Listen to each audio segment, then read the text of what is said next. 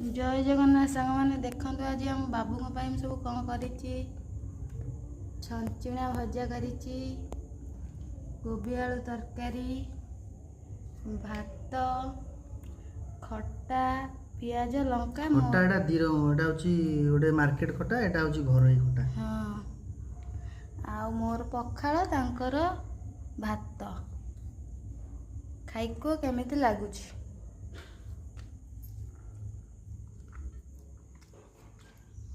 तुम भलिया है ना है हैनी तुम जमी कर मुझे कर लुण पूरा कमी जाइए कमी जाइए आ लुण पकईदेवी कोबी तरकारी